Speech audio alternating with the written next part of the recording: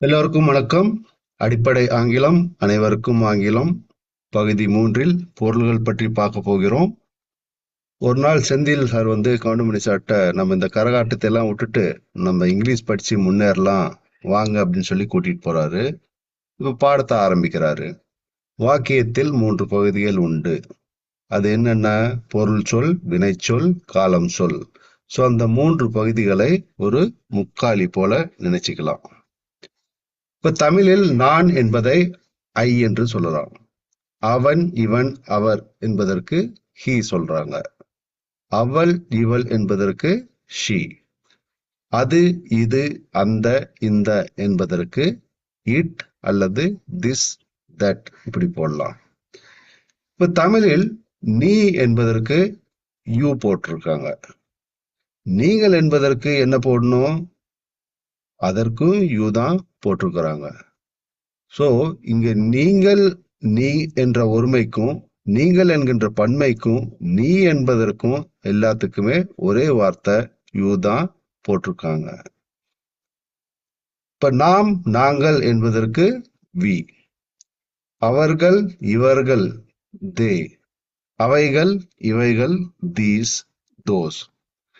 இப்ப பாருங்க, நான், அவன், அவள், அது, இது, நீ, நீங்கள் என்ற ஒருமை இவையெல்லாம் ஒருமை அப்படி ஆயிடும். அதற்கு ஆங்கிலத்துல சிங்கிள்னு சொல்லுவாங்க.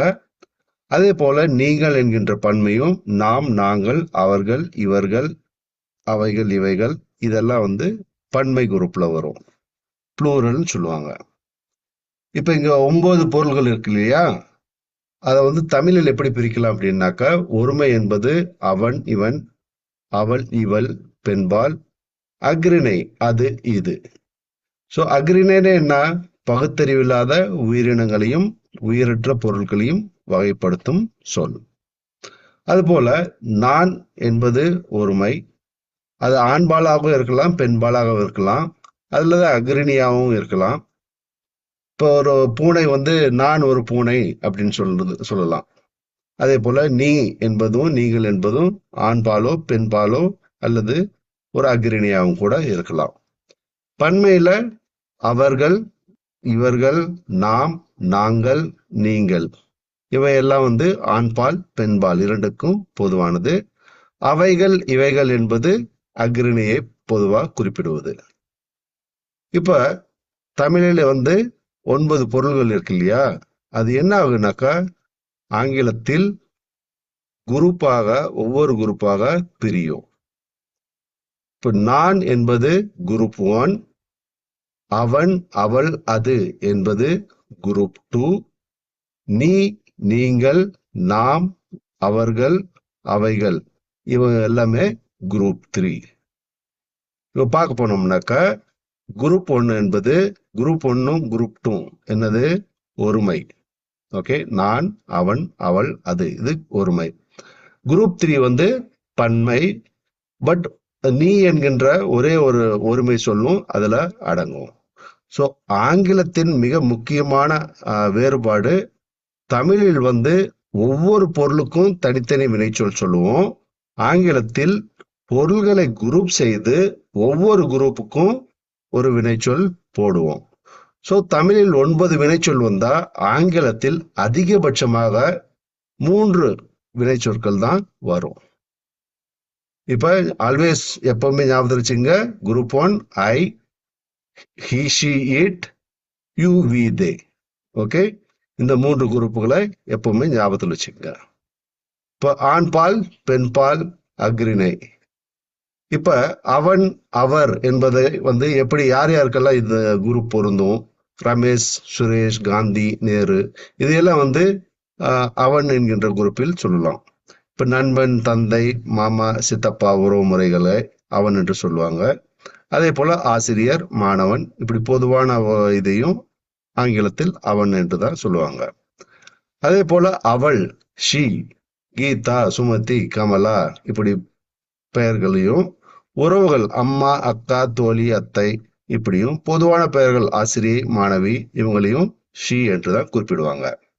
அதுபோல அது, இது, இட் என்பது அந்த இட் குரூப்லயே தான் திஸ் அண்ட் தட்டும் இருக்கும். ஸோ அதை வந்து இடம் வந்து என்னன்னா இந்தியா, வீடு, நாடு, பொருள் பேனா, புத்தகம், பறவை, விலங்கு அல்லது ஒரு செயல், உணர்ச்சி, வியாதி, மருத்துவம் இவையெல்லாம் இட் என்று குறிப்பிடுவாங்க. இப்ப ஆண்பால், பெண்பால் பொது இரண்டுக்கும் பொதுவான குறிப்பிடுவது அப்படின்னாக்கா ஆணை வந்து மேன் என்றலாம், பெண்ணை வந்து உமன். பொதுவா குறிப்பிடும் போது பர்சன் அப்படின்னுவாங்க. அது ஆணுக்கும் பொருந்தும், பெண்ணுக்கும் பொருந்தும். அது போலவே ஃபாதர், மதர் ஆண்பால், பெண்பால். பொதுவா என்ன சொல்லுவோம்? பேரண்ட்னு சொல்லுவோம். அது இரண்டு பேருக்குமே பொருந்தும். அதே போல பாய், கேர்ள் பொதுவான பெயர் சைல்டு, அங்கிள், ஆண்ட் பொதுவான பெயர் ரிலேட்டிவ், ஹஸ்பண்ட், ஒய்ஃப், ஸ்பவுஸ். ஸ்பவுஸ்ன்னு குறிப்பிட்டோம்னா அது ஹஸ்பண்டாக குறிப்பிடலாம் அல்லது ஒய்ஃபாகவும் இருக்கலாம். Waiter, waitress, server, rooster, hen, chicken, stallion, mare, hours.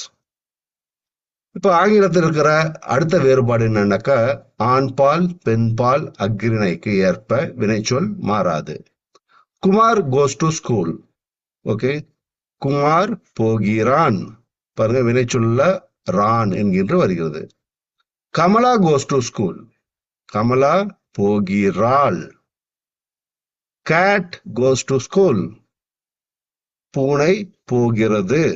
இங்க பாருங்க, வினைச்சொல்ல போகிறான், போகிறாள், போகிறது என்று வினைச்சொல் மாறுகிறது தமிழில். ஆங்கிலத்தில் மூன்றுக்குமே வினைச்சொல் கோஸ் என்றுதான் போட்டிருக்காங்க. அடுத்து ஆங்கிலத்தில் மரியாதைக்குரிய சொல் இல்லை. அவன், அவர், அவர் என்று நம்ம சொல்றோம் இல்லையா மரியாதையுடன், அதெல்லாம் யாருக்குமே ஆங்கிலத்துல இல்லை. யாரா இருந்தாலும் ஹி என்று ஒத்த வார்த்தையில தான் சொல்லுவாங்க. அதே போல நீ, நீங்கள் என்ற மரியாதை சொல் இல்லை. எல்லாருக்குமே அவங்க யூ தான் போடுவாங்க. மூன்றாவது நீ, நீங்கள் என்ற ஒருமை, பன்மை எல்லாத்துக்குமே யூ தான் சொல்லுவாங்க. அதற்கு ஒரே ஒரு வினைச்சொல் தான் இருக்கும். அடுத்து இருபொருள் வாக்கியம். இருபொருள் வாக்கியம் வந்து யாரை பொறுத்து, எந்த பொருளை பொறுத்து ஒரு வினைச்சொல் அமையும். இப்ப நம்ம பார்த்தோம் இல்லையா ஆங்கிலத்தில் குரூப்புகளாக பிரிச்சு ஒவ்வொரு குரூப்புக்கும் ஒரு வினைச்சொல் போடுவாங்கன்ட்டு. இப்ப குமார் மாம்பழம் சாப்பிடுகிறான். ஓகே, குமார் என்பது இப்ப இரண்டு பொருள்கள் இருக்கின்றன. ஒன்று குமார், இன்னொன்று மாம்பழம். இப்ப வினையை செய்வதை நாம் சப்ஜெக்ட் என்றும் வினை செய்யப்படுவதை ஆப்ஜெக்ட் என்றும் சொல்லலாம். குமாரும் பொருள் தான், மாம்பழமும் பொருள் தான். பட் வினையை செய்வது குமார் என்பதனால் அதை சப்ஜெக்ட் என்று சொல்லுவோம். சோ அடுத்து குமார் கமலாவுடன் சென்றான். இப்ப இங்க வினையை செய்தது யாரு? இங்கேயும் குமாரும் பொருள் தான், கமலாவும் பொருள் தான். வினையை செய்தது யாரு? குமார். கமலாவுடன் சென்றான். பாருங்க, நம்ம குமாருக்கு தான் அந்த வினைச்சொல் அமைக்கிறோம். சோ குமார் வந்து சப்ஜெக்ட், கமலா வந்து ஆப்ஜெக்ட். அடுத்து குமாரும் கமலாவும் சென்றார்கள். இப்போ போன இதுல வாக்கியத்துல சொன்ன அதே இதுதான், பட் அதையே கொஞ்சம் மாற்றி சொல்றாங்க. குமாரும் கமலாவும் சென்றார்கள்ன்ட்டு. ஓகே, இப்ப சப்ஜெக்ட்ஸ் யார் யாரு? சப்ஜெக்ட்ஸ் குமாரும் கமலாவும், இரண்டு பேருமே சப்ஜெக்ட்ஸ். ஓகே, பாருங்க, நம்ம வினைச்சொல் என்ன யூஸ் பண்றோம்? சென்றார்கள் அப்படின்னு சொல்லி உபயோகிக்கிறோம். அடுத்து ஆங்கிலத்தில் பொருள் வரிசை மாறும். இப்போ வந்து நான் சாப்பிடுகிறேன். நான் என்பது ஐ, சாப்பிடுகிறேன் என்பது இ. இப்ப ஆங்கிலத்தில் அது அப்படியே மொழிபெயர்ச்சோம்னா எப்படி சொல்லலாம்? ஐ மேங்கோ ஈட். ஓகே, இது சரியா? இல்ல, இது தவறானது. ஆங்கிலத்தில் அதை வந்து எப்படின்னாக்கா ஐ ஈட் மேங்கோ. சோ இந்த முதல்ல வந்து ஐ என்பது சப்ஜெக்ட், அது முதல்லயே வந்துடும். அடுத்து இருக்கிற ஒரு பொருள் சொல்லும், வினை சொல்லும் இடம் மாறி இருக்கும். சோ சப்ஜெக்ட் முதல்ல வரும், வினைச்சொல் அப்புறமா வரும், அதுக்கப்புறம் தான் ஆப்ஜெக்ட் வரும். இப்ப இந்த படத்துல இருக்கிற பல்வேறு வகையான பொருள்கள் இருக்கு. அதை வந்து நீங்க ஒரு அட்டவணை, ஒரு நோட்டு புத்தகத்துல இந்த மாதிரி எழுதிக்குங்க. தமிழில் அதற்கு பெயர் எழுதிக்குங்க, ஆங்கிலத்தில் அதற்கு பெயர் எழுதிக்குங்க. அது எந்த வகையான பொருள், அவன், அவள், அது, நீ, நாம், நாங்கள், எந்த வகையான பொருள், இந்த ஒரு எக்ஸசைஸ் பண்ணிக்கோங்க நீங்க. எவ்வளோக்கு எவ்வளோ நீங்கள் இந்த மாதிரி வந்து எக்ஸசைஸ் பண்ணுறீங்களோ அவ்வளோக்கு எவ்வளோ உங்களுக்கு ஆங்கிலம் பரிச்சயமாகும். ஸோ இன்று நாம் கற்றுக்கொண்டது 9 பொருள்கள்: ஆண்பால், பெண்பால், அஃறிணை, ஒருமை, பன்மை என்பதை பற்றி. ஸோ இத்துடன் இந்த வகுப்பு முடிவடைகிறது. மறக்காம இந்த சேனலை சப்ஸ்கிரைப் பண்ணிக்கோங்க. நன்றி, வணக்கம்.